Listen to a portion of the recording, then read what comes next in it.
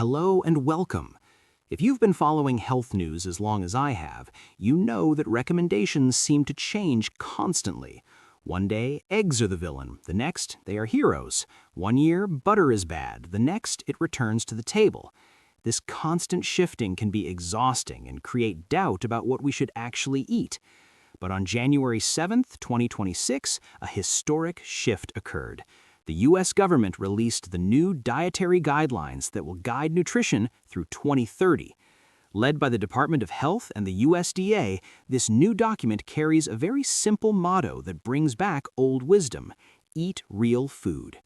Today, we will talk about what this means for us over 60.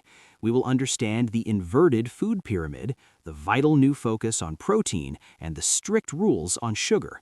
My goal is to translate this technical information clearly so you can make confident, safe choices. Let's begin.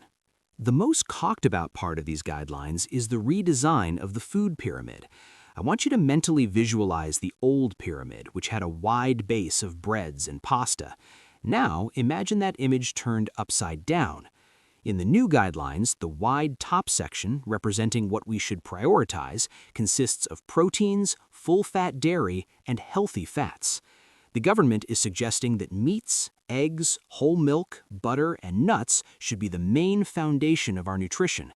Moving down to the middle of this imaginary structure, we find vegetables and fruits.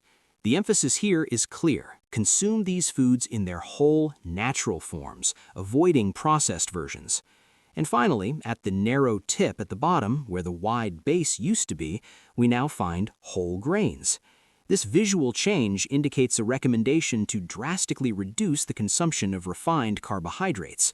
The logic is to prioritize foods that build muscle and provide satiety, rather than those that simply spike blood sugar. For those of us aging, the most critical change is regarding protein.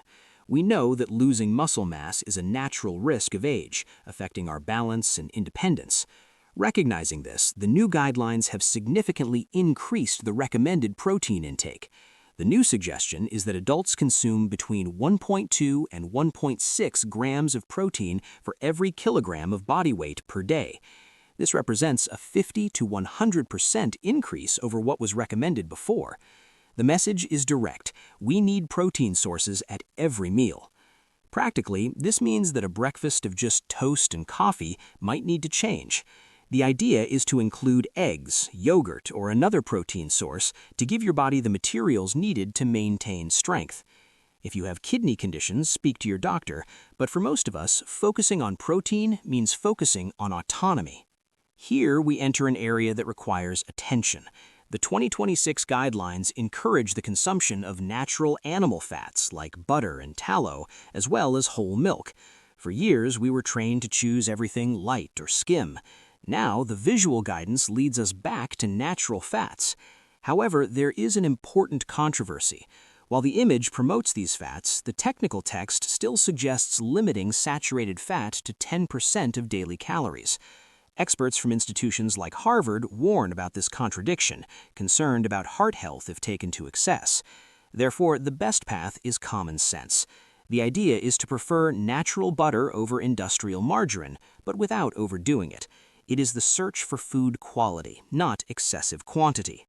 If there is absolute consensus in this document, it is the war on sugar and ultra-processed foods.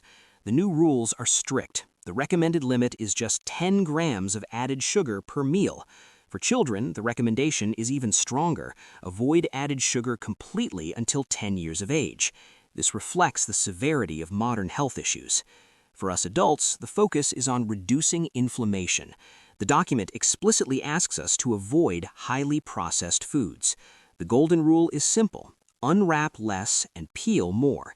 If a product has a list of ingredients you do not recognize, it likely doesn't belong in your daily diet. The priority is real food. Summarizing our conversation today, the guidelines from 2025 to 2030 propose a return to the basics. To apply this tomorrow, try to build your plate starting with protein. Add whole vegetables and natural fats.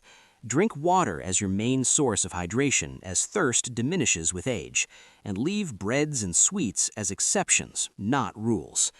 These changes aim to strengthen our body and mind. As always, adapt this information to your reality and consult your doctors. If this summary helped clarify things, please support the channel. Stay strong, eat well, and see you next time.